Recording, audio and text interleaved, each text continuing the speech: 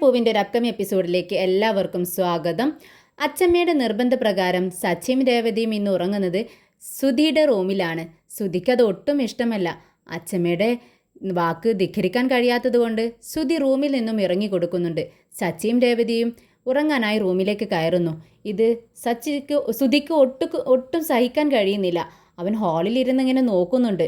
പെട്ടെന്ന് ചെന്ന് ഡോറിൽ ഇങ്ങനെ ശക്തമായി തട്ടുന്നുണ്ട്. സച്ചി ഓടി വന്ന് വാതിൽ തുറക്കുന്നുണ്ട്. എന്താടാ എന്ന് ചോദിക്കുകയാണ്. അല്ല, എനിക്ക് എൻ്റെ പില്ലോ വേണം. ചെല്ല്, നിനക്ക് പില്ലോ കെട്ടിപ്പിടിച്ചില്ലെങ്കിൽ ഉറക്കം വരത്തില്ലല്ലോ, ചെല്ലടാ എടുത്തോണ്ട് പോ എന്ന് സച്ചി പറയുന്നുണ്ട്. സുധി പെട്ടെന്ന് റൂമിൽ കയറി പില്ലോയും ബ്ലാങ്കറ്റും എല്ലാം വലിച്ചു വാരി കൊണ്ടുവരികയാണ് ഹാളിലേക്ക്. പെട്ടെന്ന് തന്നെ സച്ചി ഡോർ അടയ്ക്കുന്നുണ്ട്.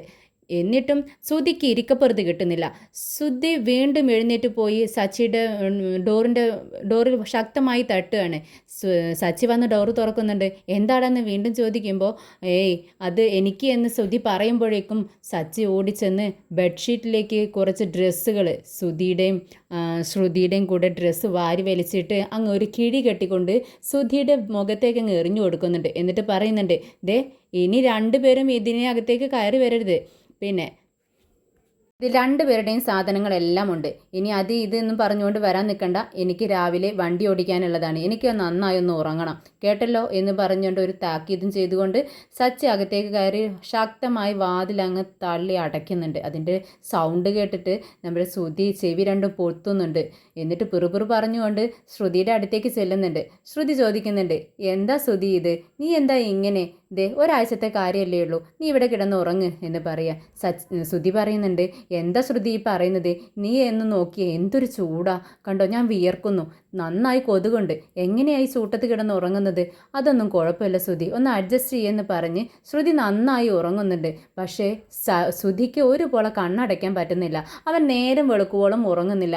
ഇടയ്ക്ക് എഴുന്നേറ്റ് നോക്കുന്ന സമയത്ത് ശ്രുതി നന്നായി ഉറങ്ങുന്നുണ്ട്. ഇത് കണ്ടിട്ട് മനസ്സിലിങ്ങനെ വിചാരിക്കുന്നുണ്ട്, ഇവൾ എന്തൊരു ഉറങ്ങുന്നത്, ഇവൾക്കിത് എങ്ങനെ ഇങ്ങനെ ഉറങ്ങാൻ പറ്റുന്നു എന്നൊക്കെ ചിന്തിക്കുകയാണ്. രാവിലെ തന്നെ എഴുന്നേറ്റതും അമ്മയുടെ അടുത്തേക്ക് ഓടി ചെല്ലുന്നുണ്ട്. അമ്മ ഡോറ് തുറന്ന് പുറത്തേക്ക് വരുമ്പോഴേക്കും ചന്ദ്രയുടെ അടുത്തേക്ക് ശ്രുതി ഓടിച്ചെല്ലുക. എന്നിട്ട് പറയുന്നുണ്ട്, അതെ അമ്മേ, കണ്ടോ ഞാൻ ഇന്നലെ ഉറങ്ങിയിട്ടേ ഇല്ല, എങ്ങനെയെങ്കിലും എൻ്റെ റൂം എനിക്കൊന്ന് മേടിച്ചതാ അമ്മേ, അച്ഛനോടൊന്ന് സംസാരിക്കേ എന്നൊക്കെ പറയാം. ഇത് കേട്ട് ചന്ദ്ര പറയുന്നുണ്ട്, എന്ത് പറയാനാ മോനെ, എനിക്ക് നിങ്ങളുടെ ഈ സാഹചര്യങ്ങളൊക്കെ കണ്ട് വിഷമമാവുന്നുണ്ട്. പക്ഷേ എനിക്കൊന്നും ചെയ്യാൻ പറ്റത്തില്ല. നിങ്ങളുടെ അച്ഛമ്മയും അച്ഛനും തമ്മിലെടുത്ത തീരുമാനം ഇത്, അതിനെതിരായിട്ട് എനിക്കൊന്നും ചെയ്യാൻ പറ്റില്ല. ഒരാഴ്ചത്തെ കാര്യമല്ലോ, നീ ഒന്ന് അഡ്ജസ്റ്റ് ചെയ്യേ. ഇത് കേട്ട് ശ്രുതിക്ക് ഒരുപാട് വിഷമമാവുന്നുണ്ട്. അങ്ങനെ എല്ലാവരും ഭക്ഷണം കഴിക്കാനായിട്ട് ടേബിളിൽ ഇരിക്കുന്നുണ്ട്. നമ്മുടെ സച്ചി നോക്കുന്ന സമയത്ത് ശ്രുതി ഇരുന്ന് ഇങ്ങനെ ഉറക്കം തൂങ്ങുന്നു. ഇത് കണ്ട് അച്ഛാ എന്ന് ഉറക്കത്തിൽ ഇങ്ങനെ സച്ചി വിളിക്കുന്നുണ്ട്. ഇതാടാ സച്ചി, നീ ഇങ്ങനെ ഉച്ചത്തിൽ വിളിക്കുന്നത്, ഞാൻ നിൻ്റെ മുന്നിൽ തന്നെ ഇരിക്കണില്ലേ, എന്തിനാ ഇങ്ങനെ ശബ്ദോരുത്തർ വിളിക്കണമെന്ന് രവി ചോദിക്കുന്നുണ്ട്. ഇത് കേട്ടിട്ട് സച്ചി പറയുന്നുണ്ട്, അല്ല അച്ഛാ നോക്കിയേ, അവൻ കിടന്ന് ആ ശ്രുതി കണ്ടോ ഇരുന്ന് ഉറങ്ങുന്നു. അതോ ഉറങ്ങുവാണോ അതോ ഭക്ഷണം കഴിക്കുന്നതിന് മുന്നേ ദൈവത്തോട് പ്രാർത്ഥിക്കുകയാണോ അച്ഛാ എന്നിങ്ങനെ കളിയാക്കി ചോദിക്കുക കേട്ടോ. അപ്പോഴാണ് എല്ലാവരും ശ്രുതിയുടെ മുഖത്തേക്ക് നോക്കുന്നത്. ശ്രുതിയാണെങ്കിൽ ഇതൊന്നും അറിയുന്നില്ല. അവൻ നല്ല ഉറക്കമാണ്, ഇരുന്ന് അങ്ങനെ ഉറങ്ങുകയാണ്. ശ്രുതി പെട്ടെന്ന് ശ്രുതി എന്ന് വിളിക്കുന്നുണ്ട്. ഇത് കേട്ട് ഞെട്ടി അങ്ങ് എഴുന്നേറ്റ് നിന്ന് സച്ചി ചോദിക്കുന്നുണ്ട്, ആർക്കാ എന്താ വേണ്ടത്, ഫ്രിഡ്ജ് വേണോ, വാഷിംഗ് മെഷീൻ വേണോ, എന്തൊക്കെയാണ് വേണ്ടതെന്ന് ഇങ്ങനെ ചോദിക്കുക കേട്ടോ. ഷോപ്പിൽ ഇരിക്കുന്ന ഓർമ്മയാണ് ശ്രുതിക്ക്. പെട്ടെന്നാണ് ശ്രുതിക്ക് ഓർമ്മ വരുന്നത്, തൻ്റെ വീട്ടിലാണ്, ഡൈനിങ് ടേബിളിന് മുന്നിലാണ് ഇരിക്കണമെന്ന്. എല്ലാവരുടെയും മുഖത്തേക്ക് നോക്കുന്നുണ്ട്. അവനക്ക് ചമ്മലാവുന്നുണ്ട്. പെട്ടെന്നാണ് ശ്രീകാന്തും വർഷയും അങ്ങ് പൊട്ടിച്ചിരിക്കുകയാണ്. എന്നിട്ട് ശ്രീകാന്ത് ചോദിക്കുന്നുണ്ട്, എന്താ ശ്രുതി, നീ ഷോപ്പിൽ പോകുന്നതിന് മുന്നേ വീട്ടിൽ റിഹേഴ്സൽ നടത്തുകയാണോ എന്ന് ചോദിക്കുകയാണ്. അത് കേട്ടിട്ട് ശ്രുതി പറയുന്നുണ്ട്, അതെ ഞാൻ ഇന്നലെ ഉറങ്ങിയിട്ടേ ഇല്ല, ഹോളിൽ കിടന്നിട്ട് എനിക്ക് ഉറക്കം വരുന്നില്ല, ഭയങ്കര ചൂട്, കൊതുകുണ്ട്, എങ്ങനെയാണ് ഞാനിവിടെ കിടന്ന് ഉറങ്ങുക. പിന്നെ കുറച്ച് ദിവസം കഴിഞ്ഞാൽ ഞാൻ ഷോപ്പ് തുറക്കുകയാണ്, അപ്പോൾ ഷോപ്പിലൊക്കെ പോകുമ്പോൾ ഞാൻ ഫ്രഷായിട്ട് വേണ്ടേ പോവാനെന്ന് ചോദിക്കുകയാണ്. ഇത് കേട്ട് രവി പറയുന്നുണ്ട്, അങ്ങനെ തന്നെയല്ലേ ഇത്രയും ദിവസം സച്ചിയും രേവതിയും ഇവിടെ ഹാളിൽ കിടന്ന് ഉറങ്ങിയിരുന്നത്, അപ്പോഴെന്താ ഈ പ്രശ്നങ്ങളൊന്നും ഉണ്ടായിരുന്നില്ലേ എന്ന് ചോദിക്കുക കേട്ടോ. ഇത് കേട്ട് ചന്ദ്ര പറയുന്നുണ്ട്, എന്താ സച്ചിയുടെയും രേവതിയുടെയും പോലെയാണോ ശ്രുതിയും ശ്രുതിയും? ശ്രുതി വലിയ വീട്ടിലെ പെൺകുട്ടിയാണ്. പിന്നെ ശ്രുതിയുടെ കാര്യമാണെങ്കിൽ അവൻ ഷോപ്പ് തുറന്നാൽ കഴിഞ്ഞാൽ ഇങ്ങനെ ഫ്രഷായിട്ട് വേണ്ടേ പോവാൻ, ഇങ്ങനെ ഉറക്കം തൂങ്ങി അവിടെ പോയിരിക്കാൻ പറ്റുമോ? നിങ്ങളെന്താ അതിനെക്കുറിച്ചൊന്നും ചിന്തിക്കാത്തതെന്ന് രവിനെ നോക്കി ചോദിക്കുന്നുണ്ട്. അപ്പോഴാണ് രവിക്ക് പെട്ടെന്ന് ശ്രുതി ഷോപ്പ് തുടങ്ങുന്ന കാര്യം ഓർമ്മ വന്നത്. രവി ചോദിക്കുന്നുണ്ട്, ഷോപ്പ് തുടങ്ങാനുള്ള കാര്യങ്ങളൊക്കെ എല്ലാം സെറ്റായോ എന്ന് ചോദിക്കുകയാണ്. ഇത് കേട്ട് ശ്രുതി പറയുന്നുണ്ട്, എല്ലാം സെറ്റായി അച്ഛാ, പക്ഷേ ആരാണ് ഉദ്ഘാടനം ചെയ്യുക എന്നുള്ളത് മാത്രം തീരുമാനിച്ചിട്ടില്ല. 3-4 സെലിബ്രിറ്റികളെ ഞങ്ങൾ നോക്കി വെച്ചിട്ടുണ്ട്, അതുകൂടി അറിയണമെന്ന് പറയുന്നുണ്ട്. ഇത് കേട്ടതും എല്ലാവരും പരസ്പരം നോക്കുന്നുണ്ട്. ഉദ്ഘാടനം ചെയ്യാൻ സെലിബ്രിറ്റികളെ അന്വേഷിക്കുന്നു എന്ന് കേട്ടപ്പോൾ നമ്മുടെ സച്ചിക്കൊന്ന് വിഷമാവുന്നുണ്ട്. അവൻ്റെ മനസ്സിൽ അച്ഛനും അമ്മയും മാത്രമാണ്. രവി ചോദിക്കുന്നുണ്ട്, സെലിബ്രിറ്റിയോ?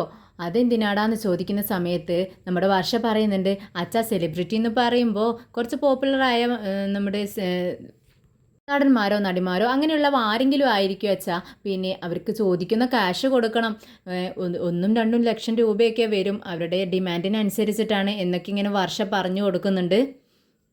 എന്നിട്ട് രവി മകനെ ഉപദേശിക്കുന്നുണ്ട്, എടാ നീ എല്ലാവരുടെയും മുന്നിൽ ഒരു കാശിന് വിലയില്ലാതെ നടക്കുന്ന ഒരുത്തനാണെന്നുള്ളൊരു എല്ലാവരുടെയും മുന്നിൽ അങ്ങനെ ഒരു കാഴ്ചപ്പാടാണ്.